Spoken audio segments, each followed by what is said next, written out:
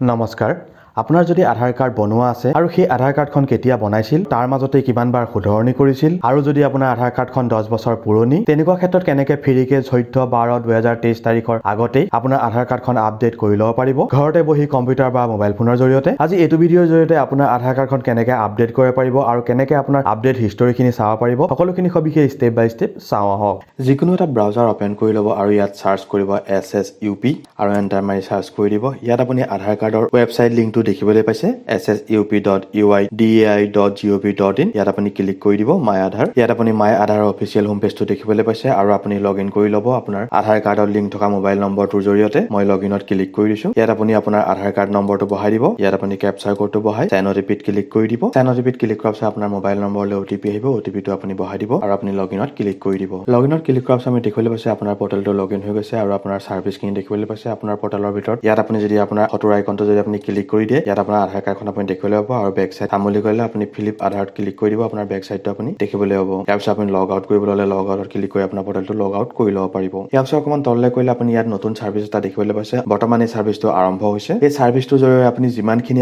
আপুনি কাৰেকচন কৰিছে বা ফটো আপডেট কৰিছে ডেট অফ বাৰ্থ যিখিনি আপুনি এড্ৰেছ আপডেট কৰিছে সকলোখিনি আপডেট হিষ্টৰী আপুনি এইটো আইকনৰ ভিতৰত দেখিবলৈ পাব সেইকাৰণে আপুনি ইয়াত ক্লিক কৰি দিব আধাৰ আপডেট হিষ্টৰীত ক্লিক কৰাৰ পিছত আপুনি দেখিবলৈ পাইছে আধাৰ আপডেট হিষ্টৰী বৰ্তমান আপোনাৰ আপডেট হিষ্টৰী ৰেকৰ্ড কেইটা আছে সকলোখিনি আপুনি চেক কৰিব পাৰিব ইয়াত আপুনি দেখিবলৈ পাইছে আপোনাৰ 4টা ৰেকৰ্ড আছে তললৈকে প্ৰথম ৰেকৰ্ডটো আপুনি দেখিবলৈ পাইছে যে ডেমোগ্ৰাফি আপডেট হৈছে 2021 চনত আৰু আপোনাৰ name mobile number email ID date of birth gender photo সকলোখিনি আপুনি প্ৰথম আপডেটটো আপোনাৰ ৰেকৰ্ডটো আপুনি দেখিবলৈ পাইছে ইয়াৰ পিছত অকমান তললৈ কৰিব তললৈ কৰিলে আপুনি দেখিবলৈ পাইছে সেকেন্ড ৰেকৰ্ড 2017 চনতে হৈছিলে ইয়াতো আপোনাৰ ডেমোগ্ৰাফি আপডেট ইয়াত আপোনাৰ মোবাইল নম্বৰ আপডেট কৰা হৈছিলে মোবাইল নম্বৰ আপোনাৰ সলনি কৰাৰ কাৰণে আপুনি 2 নম্বৰ ৰেকৰ্ডটো দেখিবলৈ পাইছে তেনেকৈ আপুনি সেম দেখিবলৈ পাব অকমান তললৈ কৰিব আকৌ 2017 চনতে আপোনাৰ দেখিবলৈ পাইছে ইয়াত ডেমোগ্ৰাফি আপডেটে লিখা আছে তললৈ কৰিলে আপুনি এখনত দেখিবলৈ পাইছে এখন আধাৰ কাৰ্ড 2016 চনতে বনোৱা তেতিয়া আপোনাৰ মোবাইল নম্বৰ বেলেগ আছিলে এতিয়া বৰ্তমান মোবাইল নম্বৰ বেলেগ এনেকৈ আপুনি যিমান বাৰ কাৰেকচন কৰিছে সিমান বাৰ আপডেটটো আপুনি ইয়াত আপোনাৰ পৰ্টেলটোত আপুনি দেখিবলৈ পাব ইয়াৰ পিছত যদি আপোনাৰ আধাৰ কাৰ্ডখন 2013 চন বা 2014 চন বা 2011 চন এনেকুৱা চনতে আপোনাৰ বহুত পুৰণি আধাৰ কাৰ্ড আপুনি বনাই থৈ দিছে সেইখনো আপুনি আপডেট কৰিব পাৰিব এখন আপডেট কৰিব হলে আপুনি গো টু ডাছবৰ্ডত ক্লিক কৰি দিব ইয়াৰ পিছত আপোনাৰ পৰ্টেলটো লগইনৰ ভিতৰতে আপুনি অকণ ওপৰলৈ কৰিব ইয়াত দেখিবলৈ পাইছে আপোনাৰ ডকুমেন্ট আপডেট ইয়াত আপুনি দেখিবলৈ পাইছে দিছ সাৰ্ভিছ ইজ ফ্ৰী আপুনি ডকুমেন্ট আপডেট কৰিবৰ কাৰণে আপোনাৰ কোনো পইচা নলয় ইয়াত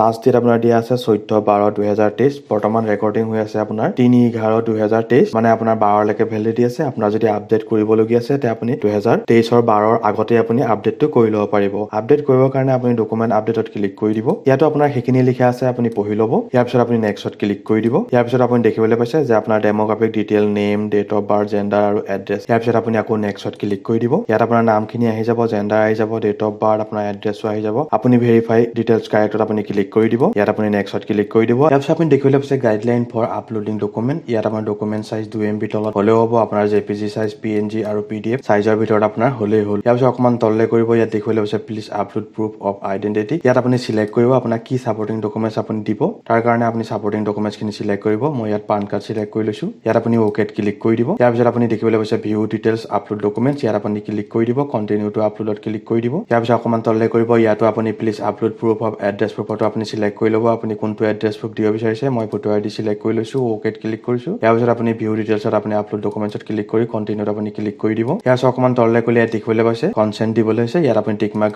শুদ্ধ চিন দি দিব আৰু নেক্সটত ক্লিক কৰি দিব নেক্সটত ক্লিক কৰাৰ পিছত আপুনি ওকেত ক্লিক কৰি দিব ইয়াত আপুনি অকমান টাইম ৰখি দিব আপোনাৰ লোডিং হৈ আছে ইয়াত দেখিবলৈ পাইছে দিছ সাৰ্ভিছ ইজ ফ্ৰী অফ কষ্ট 14/12/2023 ইয়াৰ পিছত আপুনি সাবমিটত ক্লিক কৰি দিব এনেকৈ আপোনাৰ ডকুমেন্ট আপডেট হৈ যাব আৰু আপোনাৰ এমাউন্ট পেড জিৰ' দেখিবলৈ পাইছে ডেট অফ পেমেন্ট আপুনি দেখিবলৈ পাইছে এনেকৈ আপোনাৰ ৰিচিপ্টখন আপুনি থৈ দিব আপোনাৰ আধাৰ নম্বৰ আপোনাৰ SRN ৰিকুৱেষ্ট নম্বৰ আপুনি দেখিবলৈ পাইছে কিন্তু আপুনি 14 তাৰিখৰ আগতে আপুনি এনেকৈ আপডেট কৰি ল'ব ইয়াৰ পিছত তলত আপুনি দেখিবলৈ পাইছে যে আপোনাৰ ডকুমেন্ট আপডেট যিমানখিনি আপোনাৰ ষ্টেটাছ আছে আপুনি দেখিবলৈ পাইছে আপোনাৰ ষ্টেটাছ কমপ্লিট হৈ গৈছে আৰু আপুনি তলত ডাউনলোড এনক্ৰলমেন্টত ক্লিক কৰি আপুনি ডাউনলোডো কৰি ল'ব পাৰিব এনেকৈ আপুনি আপোনাৰ ডকুমেন্টখিনি আপডেট দিব পাৰিব আৰু আপুনি আপডেট দিয়াৰ পিছত আপুনি আপডেট হিষ্টৰীও আপুনি চেক কৰিব পাৰিব আপডেট হিষ্টৰীত ক্লিক কৰি দিব ইয়াৰ পিছত আপোনাৰ যিমানখিনি আপডেট হিষ্টৰী আছে সকলোখিনি আপুনি আপডেট হিষ্টৰী দেখিবলৈ পাব এনেকৈ আপুনি আপোনাৰ আধাৰ কাৰ্ডখনৰ আপডেট কৰিব পাৰিব আৰু আগতে কৰা আপডেটৰ হিষ্টৰীখিনিও চেক কৰিব পাৰিব যদি এই ভিডিঅ'টোৰ ইনফৰমেশ্যনখিনি হেল্পফুল লাগিল লাইক শ্বেয়াৰ কমেণ্ট আৰু ছাবস্ক্ৰাইব কৰিব ধন্যবাদ